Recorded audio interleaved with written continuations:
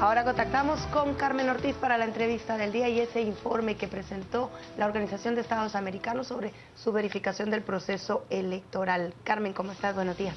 Hola Carmen, buen día. Muy bien, buenos días a todos ustedes, a nuestros amigos que nos acompañan esta mañana. Y sí, ustedes recordarán que durante el proceso electoral 2015, la Organización de Estados Americanos realizó observación electoral en la etapa previa, durante y postelectoral. Conoceremos cuáles son los principales ejes o aspectos que resalta este informe. Nada la detiene. Alivia dolor, fiebre, estornudos y quita los moquitos. Cofedrin Plus y Cofedrin Junior. Delicioso sabor Tutti Frutti. Y para ello doy la bienvenida al señor Juan Pablo Corlazzoli. Él fungió como jefe de misión electoral. Bienvenido, señor Corlazzoli, nuevamente al estudio de Canal Antigua. Muchísimas gracias, Carmen. Sean mis primeras palabras de saludo a usted y a través de Canal Antigua a la ciudadanía guatemalteca. Agradezco esta oportunidad de tener esta comunicación tan directa y poder expresar el contenido del informe, ¿verdad? Bueno, hoy se hablaba bastante en extenso en algunos medios de comunicación como los ejes principales o las recomendaciones principales que este informe ha dado al Tribunal Supremo Electoral y que también serán trasladados a los partidos políticos en su oportunidad. Pero cuéntenos cuáles son los ejes, digamos, esos aspectos que usted quiere resaltar esta mañana sobre las recomendaciones que nos llegan, dicho sea de paso, en un momento estratégico importante, porque el Congreso de la República está actualmente conociendo las reformas a la ley electoral y a partidos políticos, y se ha dicho que en los próximos días ya pueden tener la aprobación a este paquete de reformas. Con muchísimo gusto, pero previo permítame decirle lo siguiente.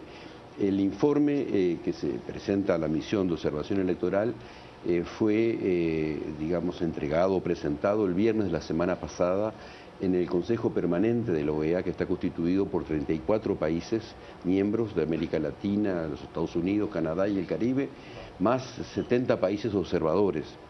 El informe fue sumamente bien recibido y creo que es importante que la ciudadanía guatemalteca sepa esto porque no se difunde tanto, que la totalidad de los embajadores que se refirieron al informe emitieron un elogio hacia Guatemala de haber podido realizar las elecciones a pesar de haber tenido un contexto previo sumamente complejo, agitado, ¿verdad? Y atípico. Entonces hay un reconocimiento a Guatemala y luego, bueno, una valoración positiva de todo el proceso recogido a través del informe. Entonces creo que este es un elemento, un primer elemento importante, resaltar. Exactamente, ¿verdad? Con relación a su pregunta, el documento tiene una primera parte que es descriptiva de ese proceso, que se omite porque todos los guatemaltecos lo conocen, ¿verdad? Y en las recomendaciones hay unas primeras que están referidas al fortalecimiento del Tribunal Supremo Electoral. Nuestra valoración es que el tribunal ha hecho un muy buen trabajo, pero que debe seguir avanzando en una serie de elementos técnicos, justamente para que Guatemala cuente cada vez más con un sistema electoral muy pertinente, muy sólido, muy confiable, como lo es ahora, pero además de poder alejar todo tipo de riesgos digamos, de que puedan haber incidencias en el futuro a través de lo que son los nuevos medios tecnológicos de incidir en cualquier cambio de la voluntad ciudadana expresada a través del voto. Los ejes principales, además del fortalecimiento del Tribunal Supremo Electoral, yo le diría uno de los ejes más importantes y que está vinculado a temas que están dialogando y considerando aquí en Guatemala, está referido a la inclusión. En primer término, de la inclusión de la mujer. En Guatemala, la mayoría absoluta de los integrantes del padrón electoral son las mujeres. Hay que decir que, según las informaciones oficiales, un tercio de esas inscriptas son personas analfabetas. Aquí hay algo distinto en lo electoral, pero también hay que avanzar porque para que las ciudadanas puedan participar de la mejor forma, evidentemente, tener buena calidad de información, claro, capacidad de discernimiento, en fin, es importante, sumamente importante. Pero luego está el problema de que, siendo la mayoría del padrón electoral, solamente un 13% de los elegidos son personas de carácter... Son mujeres. Son mujeres, ¿verdad? Son apenas 23 serán, ahora han quedado 22 en 158. Entonces hay un problema muy serio, digamos, y acá el padrón electoral empezó a tener un crecimiento, pues, bastante curioso desde hace unos años para acá, pero se atribuyó mucho a que se condicionaba por parte de algunos partidos políticos el entregar una bolsa de alimentos a cambio de afiliarse a algún partido y además de empadronarse. Entonces fue un crecimiento del padrón hasta cierto punto y desde algunos puntos de vista de forma artificial y pues utilitarista por parte de los partidos. Es cierto, y se incorporaron en ese periodo de gobierno al que usted se refiere 800.000 mujeres, no es poca cosa. Más allá de las motivaciones que llevaron a inscribirse, lo que sí es cierto es que desde el punto de vista de la condición de ciudadanas fue un progreso sustancial que tuvieran la oportunidad de poder votar, ¿verdad? Así es. Ahora, quiero señalar lo siguiente, en América Latina hay 5 países que tienen establecida la paridad, o sea que tienen un hombre, una mujer, o al revés, una mujer, un hombre, así sucesivamente. La mayoría de los otros países tienen cuotas, o sea que por lo menos tal porcentaje, 30%, etcétera, sean mujeres en el Congreso. Y quedan muy poquititos países que no tienen medidas afirmativas en este sentido. Uno de ellos es Guatemala. Entonces la misión ha recomendado fuertemente que esta situación sea considerada para encarar medidas que puedan justamente facilitar el acceso, así sea progresivo, de mujeres a cargo de decisión política. Usted sabrá que acá ese tema ha sido uno de los más controversiales en la discusión de esta ley. Habrá que ver qué pasa en los próximos días, pero esto que usted mencionaba, señor Corrazoli, sobre ese crecimiento del padrón y ser más inclusivo, también pasa por incluir a jóvenes. Y acá nos da la impresión que desde que se puso en vigencia el documento único de identidad, esa generación de jóvenes que empezó a cumplir 18 años desde que este documento se empezó a implementar, muchos de ellos ya no pudieron acceder al documento único de identidad. Otro tanto de personas tuvo acceso al documento único de identidad, pero no tuvo la facilidad de empadronarse, porque aquí son 2 procesos todavía distintos. Entiendo que ustedes lo han visto y que han generado también recomendaciones en el sentido de facilitar la adquisición del DPI y al mismo tiempo quedar inscritos en el padrón. Exactamente, usted lo describe muy bien. Se recomienda que trabajen en forma conjunta, digamos, tanto lo que es el registro como la entrega del documento de identidad. En muchos países en este momento se habla siempre del documento único, un documento que tiene toda la información y habilita para votar. Es un punto muy importante el que usted refiere, dado que este es un país joven, con mucha juventud, y por lo tanto su participación es sumamente importante. Pero permítame decir una cosita, un paso atrás del tema de la mujer. Este país ya tiene una ley, que es la ley, el decreto 799, que es la ley de dignificación y promoción integral de la mujer, donde en el artículo 23 se dice que hay acceso de la mujer al poder político. Entonces, está muy bien que haya un debate ahora, pero hay que tener en cuenta que el país tiene legislación propia, en primer término, y que además el acceso al poder político está establecido en la Carta Democrática, por el cual la OEA tiene que velar, y también en otros instrumentos de convenios internacionales. Entonces, creemos que hay parte de este debate que tiene que enriquecerse con la consideración de estos compromisos ya establecidos en Guatemala, ¿verdad? ¿Han tenido ustedes la ocasión de reunirse con el presidente del Congreso o lo tienen como una parte de la agenda? Además de haber entregado este informe en el día de ayer al Tribunal Supremo Electoral, tuvimos oportunidad de entregárselo a los presidentes de los 3 poderes del Estado. Al señor presidente en funciones, dado que el presidente está en Estados Unidos, obviamente al presidente del Congreso, lo que facilitó un diálogo inextenso con él y con asesores personales del señor presidente, lo mismo el presidente, digamos, del Poder Judicial, la presidenta de la Corte de Constitucionalidad. En fin, el informe ha sido muy bien recibido, pero sobre todo es importante que todos los poderes del Estado están en conocimiento de este informe. Y obviamente en el Congreso estos temas, como otros que están en el informe, fueron motivo de consulta, digamos, por parte del señor presidente, el parlamentario Mario Taracena, para conocer, digamos, los contenidos y los fundamentos que ha tenido la misión de observación electoral. Sobre todo, señor Corrazoli, el interés de que estos informes, que es un esfuerzo bastante grande el que se realiza, porque, como yo mencionaba, ustedes hicieron una observación previa, durante y post-electoral, sea verdaderamente valorada al momento de tomar decisiones políticas sobre modificaciones a nuestro sistema electoral y de partidos políticos. La experiencia en otras ocasiones pareciese ser que únicamente se recibe el informe como una parte formal por parte de las autoridades, pero que esas recomendaciones no se valoran ni se incluyen en la discusión.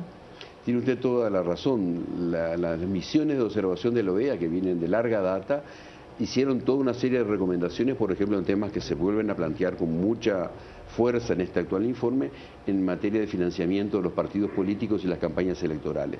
Yo quisiera agregar esto, porque no es quizás de conocimiento o dominio público. La misión no solo fue muy numerosa, éramos más de 70 personas en cada una de las vueltas electorales.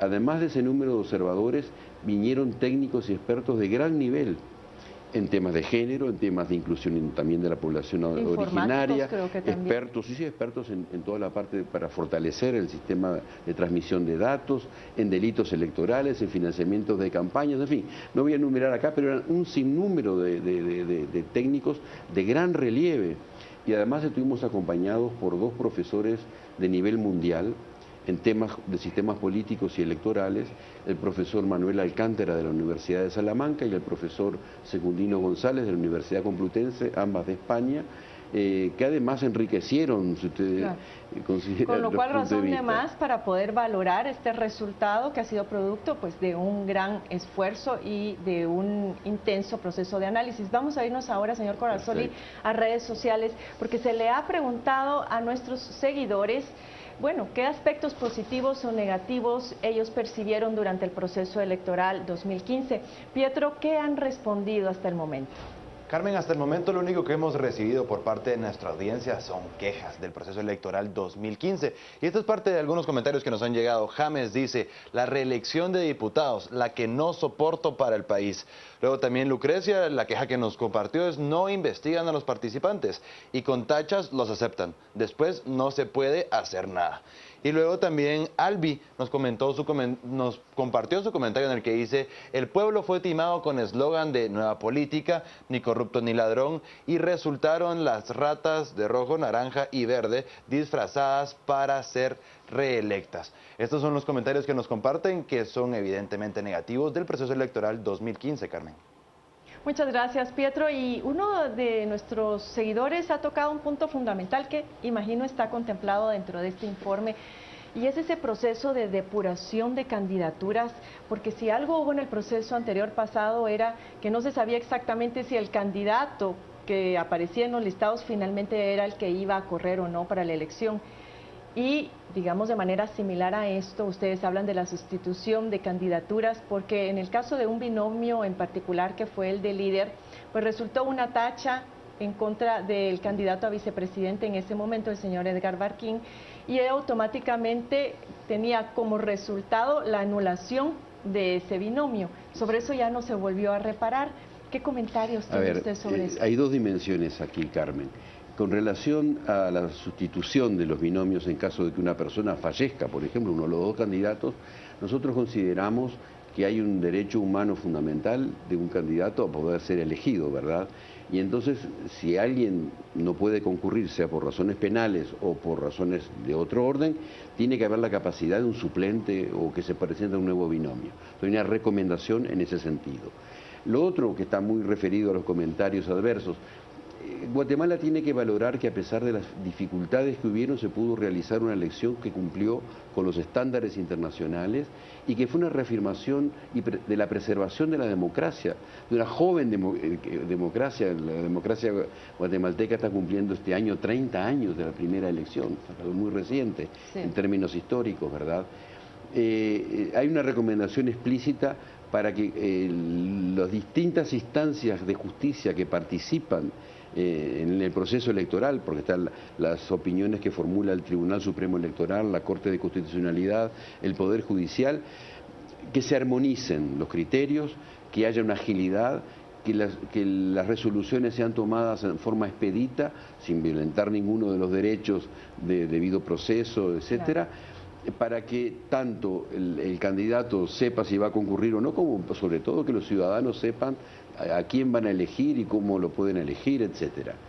Pero también está lo que es el fortalecimiento de la capacidad del Tribunal Supremo Electoral. Por algo tiene la palabra de Supremo.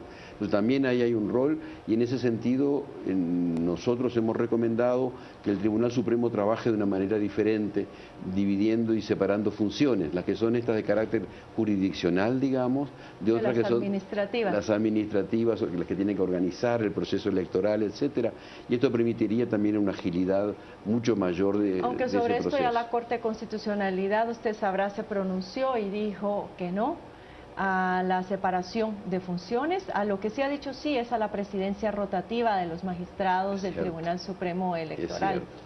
Mire, está bien, el país es soberano, la OEA no es injerencista, Claro. Respetamos plenamente, pero hay que saber que la tendencia en toda América Latina, para no irnos a otros ámbitos geográficos, es justamente de separar estas funciones, porque las tareas de organización de las elecciones son una tarea muy intensa, de distintas actividades de todo orden, ¿verdad?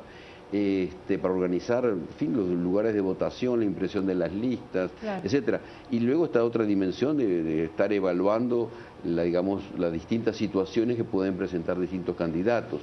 Hay que recordar que en la última elección, los últimos pronunciamientos que tomó el Poder Judicial fueron en la víspera de la elección, el sábado en la mañana, las elecciones fueron el día domingo, Sí. el sábado en la mañana se terminaron de dilucidar los últimos Algunas procesos. situaciones, sí, se alarga mucho, es decir, esa justicia pronta y cumplida no se aplica en el campo electoral, porque sí, las decisiones del tribunal son apelables hasta este momento, tanto en la Corte Suprema de Justicia como en la Corte de Constitucionalidad, y eso crea grandes demoras. Eso es lo que a veces no se ve por parte de los ciudadanos, que piensan que únicamente es un rol del Tribunal Supremo Electoral y que ahí es donde se centraliza esa tardanza o esa demora. Tengo escasos segundos para cerrar. Señor Collazzoli, y quisiera pues que usted expresara algún otro tema que para usted sea relevante y quisiera compartir muy brevemente, o un mensaje final de su parte. Rápidamente, como sabemos que ha sido un tema de gran preocupación y fue tema de la campaña electoral, así como estaban los informes de la OEA referidos al financiamiento de los partidos políticos y las campañas, también tuvo el informe de la CICIG. En este informe hay recomendaciones muy fuertes y en el sentido de que se incremente el financiamiento público para disminuir el financiamiento privado, para que los partidos políticos, los candidatos, tengan mayores grados de menos condicionalidad, digamos, ¿verdad? Pero además que haya el mayor nivel de transparencia de dónde provienen los recursos, a qué se destinan, etcétera. Ese creo que es un punto importante. Y por lo tanto fortalecer las capacidades de fiscalización. Otra dimensión es el acceso más igualitario a los medios de comunicación y hay recomendaciones explícitas de cómo pueden haber sistemas que permiten que el Tribunal Supremo Electoral sea el que contrata espacios y los asigna de manera equitativa a los distintos partidos políticos. Como mensaje final, yo creo que la OEA pudo realizar no solo un proceso de observación electoral, sino que también pudo colaborar, si se puede llamar así, al fortalecimiento de la democracia a través de la realización del acto electoral. Recordemos que había reservas en algunos sectores de la ciudadanía de hacerlo. Se logró una elección con el nivel de participación ciudadana más alto de estos 30 años.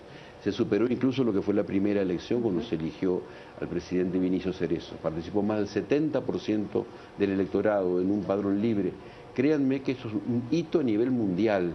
Entonces a mí no me queda más que felicitar a Guatemala y a los guatemaltecos por haber realizado ese proceso electoral en la forma que se desarrolló, el interés de la ciudadanía en estar vinculado a estos procesos y por lo tanto yo diría exhortar a que se mantenga lo que es ánimo. El ánimo positivo. No hay que ser tan negativos, hay problemas y los hay en todos lados. Miren usted lo de la FIFA, los problemas de corrupción no solo son en la política, pero sobre todo esta observancia realizada desde el ámbito de la ciudadanía, de la sociedad civil, conjugada con la institucionalidad del país, creo que es de particular importancia para que Guatemala siga progresando en la construcción de la democracia. Gracias, señor Colasoli, por habernos acompañado, por haber compartido con nosotros los resultados de este valioso informe que se espera las autoridades puedan tomar en cuenta, así también como el informe de la observación nacional. Ambos nutren algo, ambos orientan este proceso de discusión que se está llevando a cabo en el Congreso de la República para el fortalecimiento institucional tanto del órgano electoral como de los partidos políticos. Volvemos ahora a la mesa principal, no sin antes desearle muy feliz fin de semana.